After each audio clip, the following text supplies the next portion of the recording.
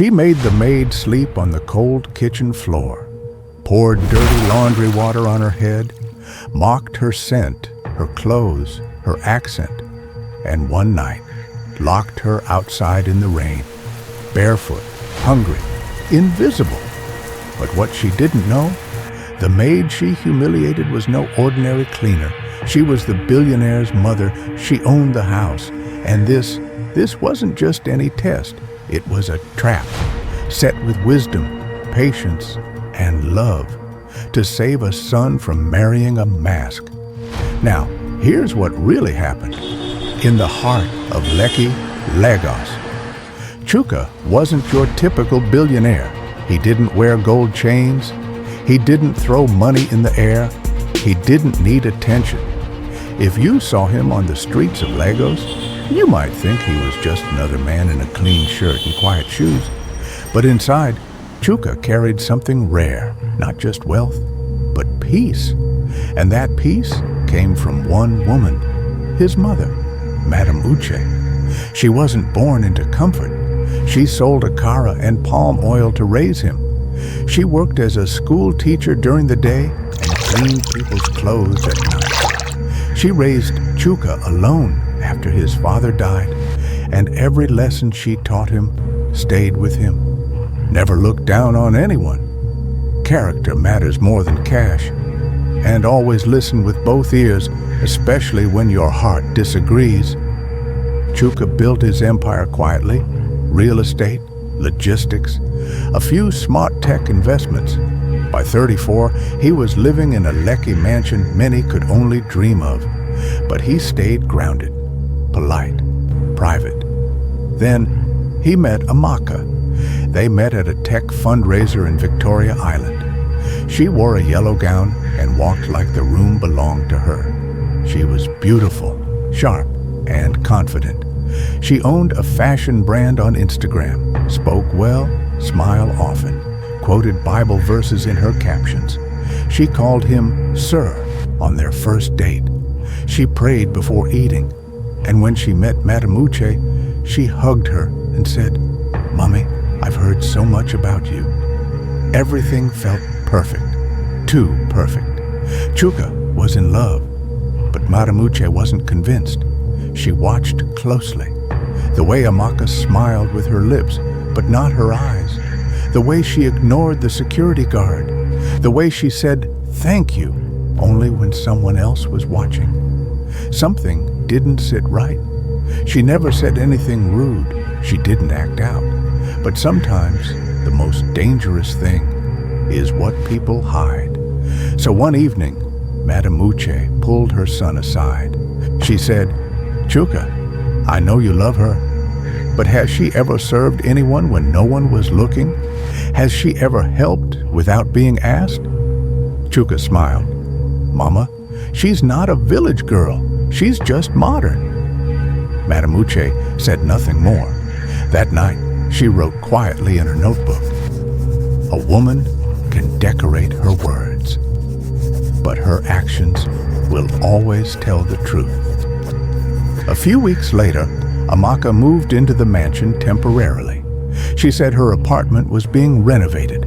She stayed in the guest room, took pictures of the house, posted selfies with captions like, "Walking in Grace."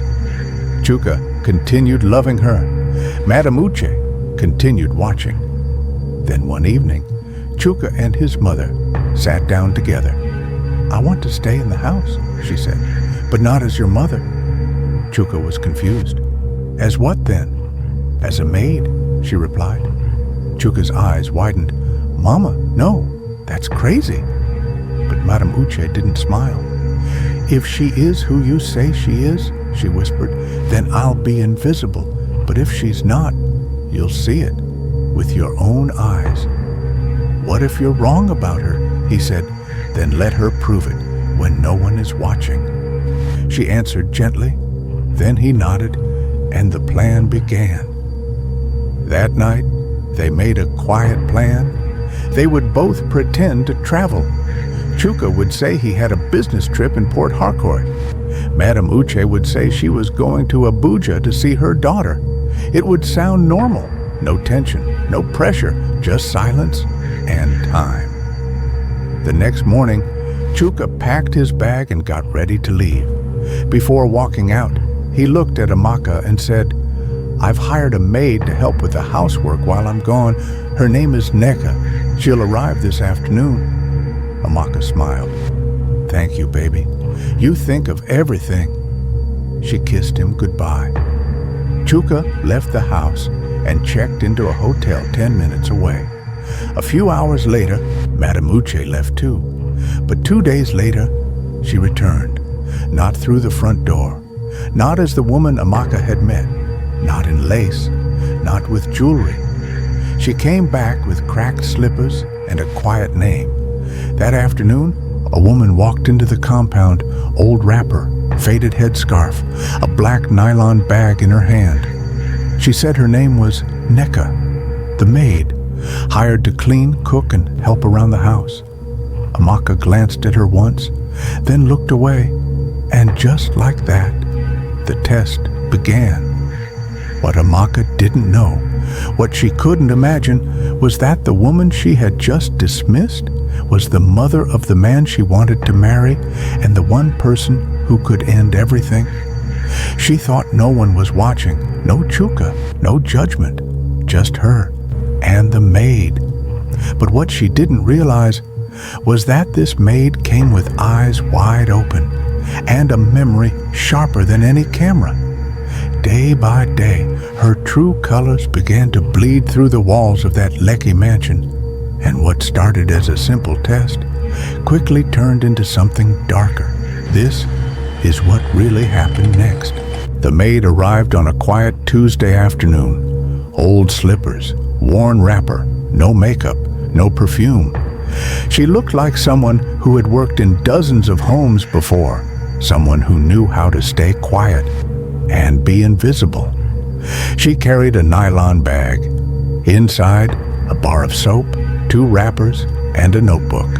Her name, she said, was Neka, but we know her real name, Madame Uche, the billionaire's mother, now pretending to be the maid.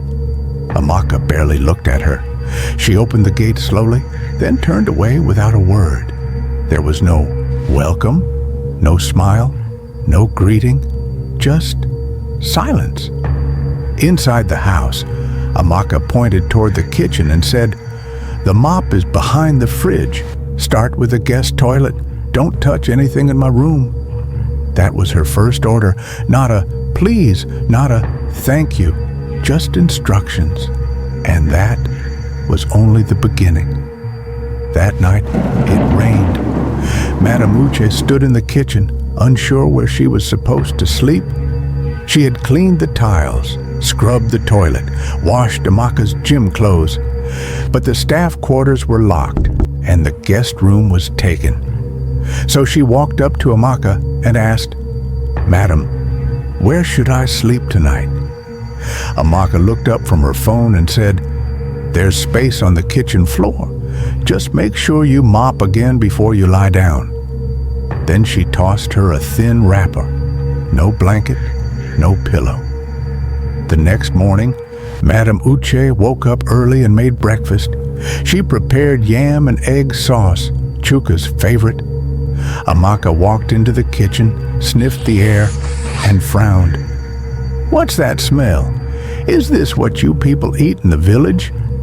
She pushed the plate away, then opened her phone to order food online. Later that day, Madame Uche was hand-washing clothes in the backyard. Amaka's clothes, designer leggings, lace tops, underwear. The sun was hot. Her hands were sore. Amaka walked past, talking loudly on the phone. "This maid is stressing me," she told her friend. "She doesn't even know how to scrub a bra properly."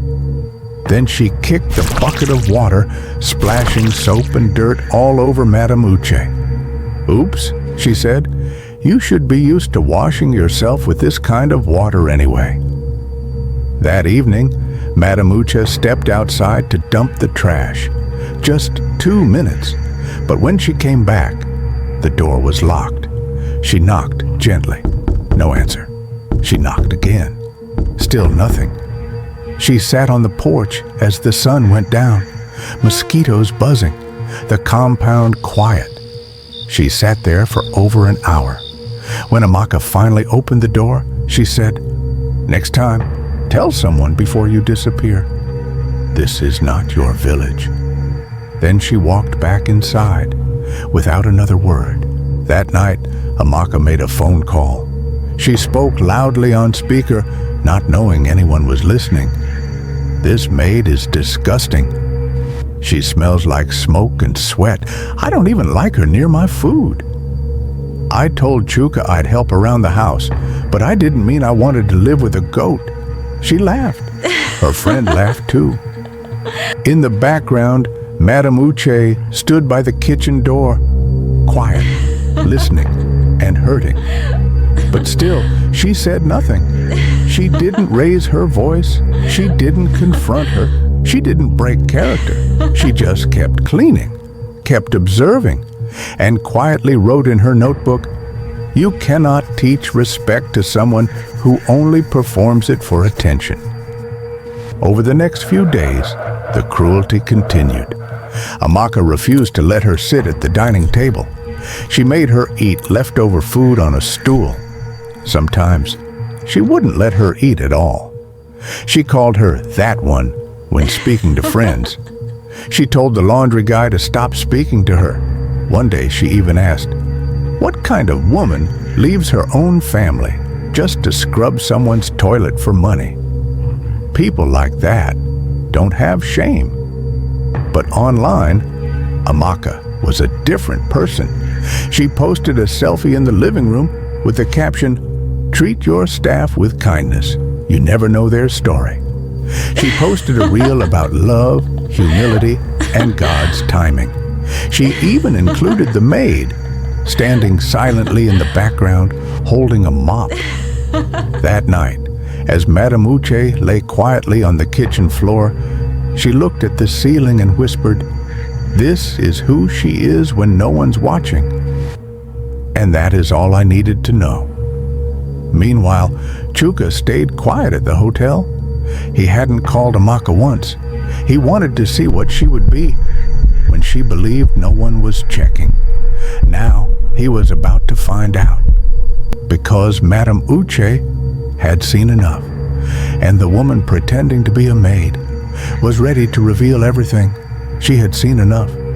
But Madame Uche wanted proof that no one could deny. So she went looking for it, outside, near the gate. The sun was low. Palm leaves rattled in the wind. A security guard sat on a plastic chair, drinking malt from a warm bottle. His name was Mr. Tunde. Gray hair, kind eyes. A retired police officer, now working night shifts on the estate. Madame Uche walked up slowly, still in her maid clothes, and greeted him with a quiet, "Good evening." He nodded back. "Evening, Mama." They spoke in low voices. She asked simple things first. "How long have you worked here? Do you like the job?" Then she asked the question she had carried in her heart. "Have you ever seen a boss treat a worker badly in these houses?" Mr. Tunda sighed and looked at the sky. "A few years back," he said, "I saw something that still keeps me awake." He took a slow sip of malt, then told the story. A rich young man lived on Banana Island. Big cars, marble floors, the works. He loved a woman, beautiful, polished, and brought her home to plan a wedding. He traveled on business. His mother arrived unannounced, pretending to be a cleaner. The fiancé mocked her, starved her, called her names. 1 week later, the son came back, learned the truth, and broke the engagement that same night. The next day, the girl was online, posting quotes about patience and prayer. He shook his head. Money hides many things, but bad character always shows. Madame Uche listened, every word heavy, every line familiar, because the same movie was playing right inside her son's house. She thanked Mr. Tunde, But before she turned to leave, he said one more thing. "Mama, if someone hurts you, speak up. The good ones will hear." Later that night, Amaka sat in the living room, ring light on, phone propped up, shooting a video for her followers. "Hi, family," she said. "Remember to be kind to your staff. Love is an action." The camera showed candles, fresh flowers, and a spotless floor, cleaned an hour earlier by Madame Uche. When the recording ended, Amaka dropped the smile, looked at the maid, and snapped, "Turn off those candles before you burn the house." Then she walked upstairs, laughing at a meme on her phone. At midnight, Madame Uche was wiping the kitchen counter when she heard voices. Amaka was on a video call, speaker volume high. "Girl, I cannot wait for Chuka to come home," she said, twirling her hair. "This place is nice, but the smell of that maid is killing me." Her friend asked, "Why not fire her?" Amaka rolled her eyes. "He hired her. I'll wait until he's back, then ask for someone younger, someone who looks clean on my vlogs." They both giggled. Madame Uche pressed record on her old phone, captured 30 seconds, then stopped, enough to remember the words, enough to show the tone. She whispered to herself, "Truth collects receipts." Next morning, Amaka called the laundry service. She asked them to bleach a dress. When Madame Uche warned that bleach would ruin it, Amaka hissed, "If it tears, I'll take it from your pay." There was no pay, only the test. Still, the threat cut deep. By afternoon, the kitchen floor smelled of harsh chemicals. Amaka had poured detergent everywhere because she said the maid's smell would not leave. Madame Uche's eyes watered, but she scrubbed without a word. In the living room, Amaka edited a vlog titled "Morning Routine with My Lovely Housekeeper." Not once did she come to help. That evening, Madame Uche sat on a stool, feet swollen, heart heavy. She opened her notebook and wrote, "This house is clean. Her heart is not." Then she closed the book, stood up, and walked to the guest room door. She knocked once. Amaka opened, annoyed. "What is it now?" Madame Uche spoke softly. "Madam, may I travel tomorrow? My mother is sick in the village." Amaka replied without looking up from her screen. "Go if you want. Just be back before my boyfriend returns." She slammed the door. What she didn't know was that my boyfriend was already on his way. Because earlier that day, Madame Uche had sent a short text. "Come home tomorrow night. Bring trust. Leave doubt at the gate." Chuka didn't knock. He didn't ring the bell. He walked straight in, key in hand. It was Saturday night, 7:12 p.m. The same house, but everything had changed. The maid was no longer a maid, and Amaka was seconds away from the truth. She sat on the couch, wearing silk, scrolling through Instagram, waiting for Chuka's return. She had just posted a story. "Can't wait for baby to come back. Home isn't home without you." She had no idea what was coming. Chuka stepped into the living room, calm, quiet, observant. Amaka jumped up with a bright smile. "Baby, you're back." She ran to hug him. He hugged her briefly, then stepped back. "We need to talk," he said. Her smile flickered, but she nodded. "Of course." He looked around. "Where's the maid?" "Oh, her?" Amaka laughed. "She traveled. Her mother's sick or something." Chuka sat down slowly. "Good, because there's someone I want you to meet properly." At that moment, the door opened again. This time, it was Madame Uche, but not in old wrappers, not in slippers. She walked in wearing a long blue gown, her hair wrapped in a soft gel, gold earrings, calm face. Amaka blinked, then froze. She stared at the woman, trying to understand. The woman she had called dirty was now standing tall, clean, beautiful, and familiar. "I believe you've met my mother," Chuka said. Amaka's smile collapsed. "Wait, or what?" She looked at him, back to Madamuche. I thought she was the maid." "You thought wrong," Madamuche replied. "But you treated me exactly how you wanted to." Amaka stuttered. "No, I didn't mean I thought she was hired to help." "You mean you thought I was beneath you," Madamuche said softly. "And that's all I needed to see." Chuka stayed silent, letting it sink in. Amaka looked panicked now. "It was just a misunderstanding. I was under stress. I didn't know." But the room was quiet. Too quiet, until Chuka spoke. "When I leave a room, I learn more about people than when I'm in it." He looked her in the eyes. "What you did to my mother is what you would have done to my home." Amaka sat down slowly, her voice now shaking. "Please, I didn't mean harm. I just didn't know who she was." "That's the problem," Madamuche said. "You only respect people when you know who they are." She reached into her handbag and pulled out a small phone, old, scratched, but it held something important. She pressed play. Amaka's voice echoed from the speaker. "This maid is disgusting.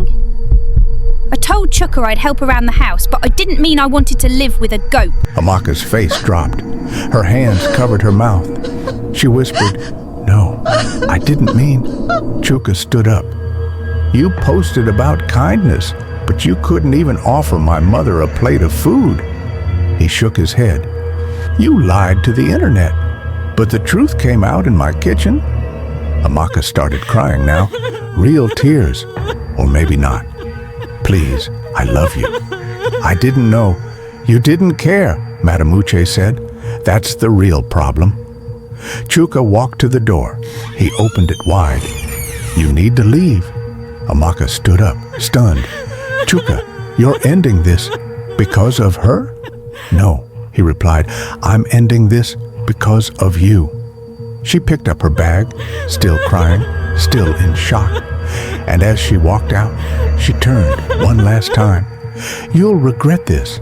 Chuka looked at her, calm.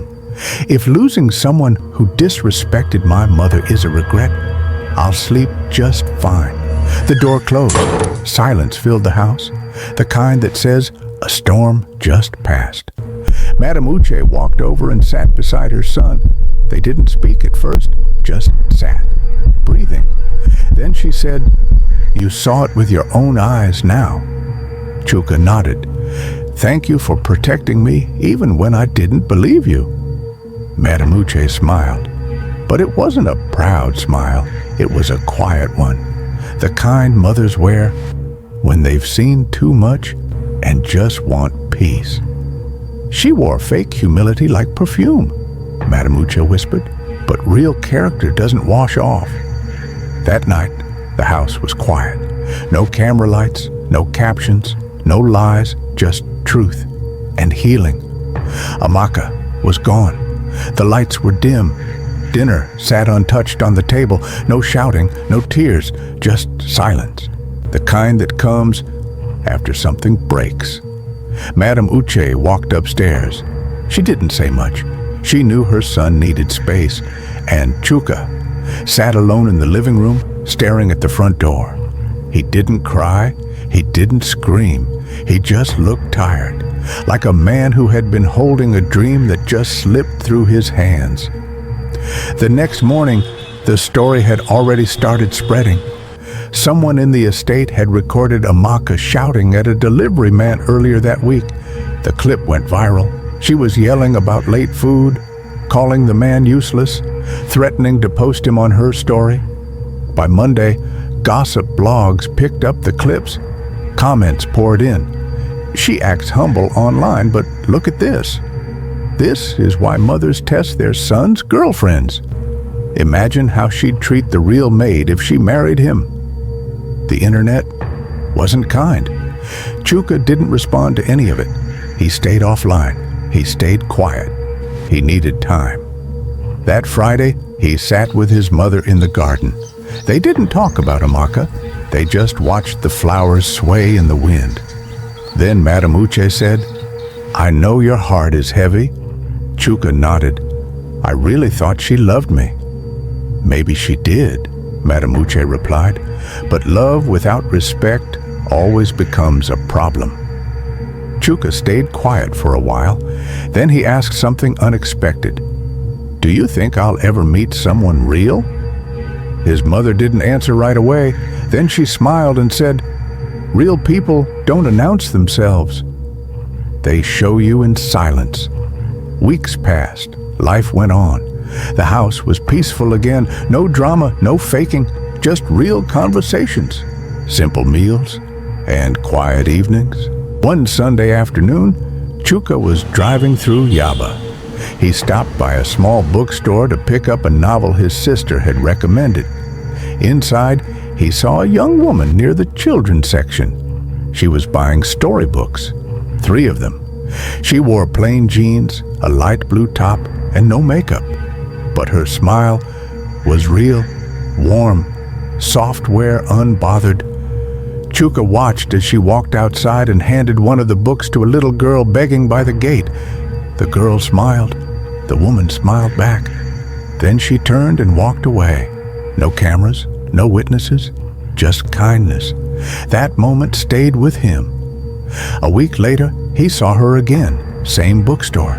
This time, she was reading a history book and eating puff puff from a brown paper bag. He walked up slowly, introduced himself. "Hi, I'm Chuka." She looked up, smiled. "I'm Ada." They talked, laughed, exchanged numbers. She didn't ask about his job. She didn't ask about his house. She asked about his favorite childhood book. That's when he knew she was different. He didn't rush this time. He didn't fall with his eyes closed. He watched, he listened, he prayed, and day by day she kept showing him the same thing: kindness, even when no one was watching. Back home, Madame Uche smiled often now. She didn't need to test anyone anymore. She trusted Chuka to see things clearly. One evening, as they sat together watching the sunset, she said, "Do you remember what I told you?" "Which one?" Chuka asked. She looked at him and said, "Respect is not something you demand. It's something people show when they think no one is watching." Chuka nodded. "You were right, Mama." She smiled again, not proud, not loud, just at peace. A woman once said, "The eyes may fall in love, but the heart must stay awake." In the end, Chuka didn't just find love, he found truth. And that was worth everything. If this story moved you, if it reminded you that real love needs real character, then do something simple. Hit the like button, share this video with someone who needs to hear it, and drop a comment below. Would you pass this kind of test, or would you fail like Amaka? And if you want more true life stories like this, stories that teach, expose, and inspire, subscribe, turn on the bell icon, and come back for the next one. Because sometimes the stories we tell save the hearts we haven't met yet.